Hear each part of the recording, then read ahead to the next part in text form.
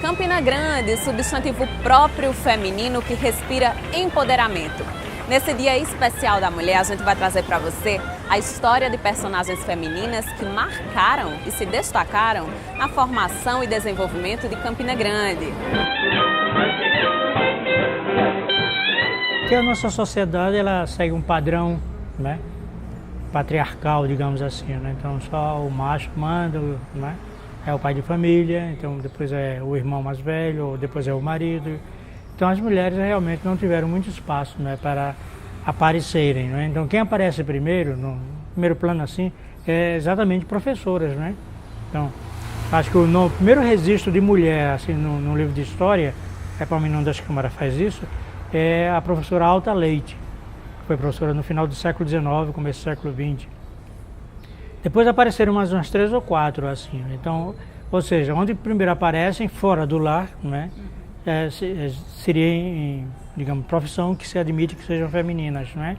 Depois, talvez, enfermeira, mas não é bem o caso, mas parteira. Parteira é mais famosa, né? Então, nesse caso aí, poucos se destacam em nomes, né, como parteira, né? Mas em professora, aqui e acolá, se destaca alguma. Então, há, de certa maneira, uma mudança gradativa, lenta na sociedade, né?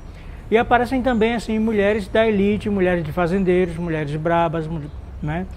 Assim como, por exemplo, a esposa, aliás, a mãe de Afonso Campos, né? Ela chegou a discutir asperamente com o cangaceiro Antônio Silvino, quando ele foi lá buscar Afonso Campos para matar. Então ela defendeu e ameaçou botar os cachorros em cima do cangaceiro. Bom, então também tem esses momentos. Agora falta uma historiografia feminina, ou seja, mulheres que debrucem, rastreiem, entrevistem descendentes, né, para localizar. Bom, depois, com a abertura do Colégio das Damas em 1931, e o colégio que é feminino, e o Alfredo Dantas, que é misto, então começam a aparecer jovens que escrevem jornaizinhos. O Colégio Alfredo Dantas tem um jornalzinho, elas começam a pontuar. Então é aí que vai aumentando, digamos assim, o surgimento de mulheres, professoras, geralmente, mas com algum destaque na sociedade, né? Então, principalmente aí com a educação.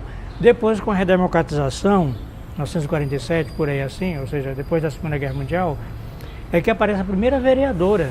Então, durante todo o Império, durante toda a colônia, só havia homens vereadores. Então, só depois de 1947 é que foi eleita Dona Dulce Barbosa, então torna-se a primeira vereadora campinense. E lentamente é que vão surgindo outras, né, outras mulheres, mais tarde, no campo político. Mas também com a criação de cursos superiores, elas vão se formar, ou vão se formar no Recife, por exemplo, Leônia Leão, que, né, é talvez a primeira mulher negra na academia. Ela foi fazer jornalismo em Recife, mesmo casada, ela ia e voltava nos anos 70, eu creio, né? Então isso é alguma coisa assim de importante, né? de liderança, de avanço. E são essas mulheres que vão depois ocupar, né, os postos junto com as professoras do ensino superior, né? E mais ultimamente a questão política, quer dizer, há algumas imagens que precisam ser resgatadas, como Ofélia Amorim, que foi uma líder, defendeu os camponeses, e em 1964 teve problemas com o regime militar, né? Outras como por exemplo, a própria professora Aura Ramos também, né? Que foi bastante dinâmica e foi tida como esquerdista e coisa e tal, né? Ou seja, naquele período efervescente da política, muitas mulheres se destacaram nessas lideranças, ou sindicais, ou partidárias, ou não, foram envolvidas pelo regime e coisa e tal. Então, também tem esse lado aí, né, que mereceria ver. Depois, com o aumento das mulheres na política, né, que surge até uma prefeita, né, a primeira prefeita, uma mulher, Cosete Barbosa, né? Ou seja, Campina Grande tem essa nuance. Não é só, não é, o campinense nativo, a campinense nativa, né, que aparece, mas quem vem de fora, ou seja, as forasteiras, elas também são tomadas, né, como campinense. Então, por exemplo, um grande número de escritoras, né, poetas, né, Selma Vilar, Iracema Marinho, Maria do Carmo Araújo, umas 4 ou 5 mulheres escreveram na década de 50, 60, né, e essas mulheres eram audaciosas, porque os homens não admitiam mulheres escrevendo poemas, declarando amor, isso não era impossível, mas Iracema Marinho se antecipou, Selma Vilar, né? E tanto que depois elas foram para outros centros maiores, Recife, né, Rio de Janeiro. E ainda mesmo assim, eu observo uma lacuna como presidente da Academia de Letras, todos os patronos são homens, não há uma patronesse, vamos chamar a patronesse assim, né?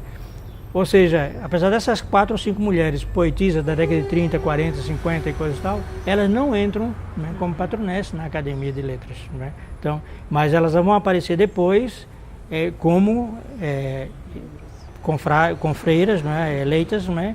Elas aparecem como Leônia Leão, Wanda Elizabeth, né, Josefa Dosiá, recentemente falecida, né? Todas essas mulheres, elas trazem uma dinâmica também na parte da escrita.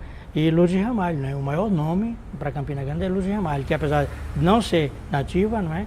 Mas ela se incorporou de tal modo aqui desde a década de 60, que tudo que se concentra em cima dela praticamente significa Campina Grande. Então, o teatro de Lourdes Ramalho é importantíssimo e ela é membro também da Academia de Letras de Campina Grande. Olha, sim, principalmente por volta da década de 30, 40, não é? Que se chama Apolônia Amorim. Foi uma mulher que revolucionou, uma professora, né? Ela revolucionou porque ela procurava todos os meios mais avançados e diferentes das metodologias tradicionais. Ela chegava a viajar para o Rio de Janeiro na época da guerra, né? Que os navios não podiam navegar de noite com luz acesa, era um risco. Mesmo sabendo que era um risco, ela ia e fazia pequenos cursos lá no Rio de Janeiro e voltava trazendo novidades. Ela implantou, inclusive, uma técnica de mostrar filmes em sala de aula, improvisando, né, com um pedaço de fita provavelmente, alguma coisa assim. Ou seja, ela teve uma dinâmica bem diferente e buscava os centros maiores e trazia para cá. Então, a Apolônia Amorim é um nome que merece ser resgatado pela dinâmica que ela tinha na sua pedagogia, digamos assim, né? Por esses avanços, ela se dedicou totalmente à educação. Essas figuras femininas mereciam estar nos nossos livros de história. E a gente quer deixar claro que nós procuramos uma professora, mulher, para falar sobre esse conteúdo para você, mas infelizmente ela não nos respondeu. A gente deseja para você e para todas as mulheres, não só um dia, mas todo um ano repleto de igualdade e de respeito.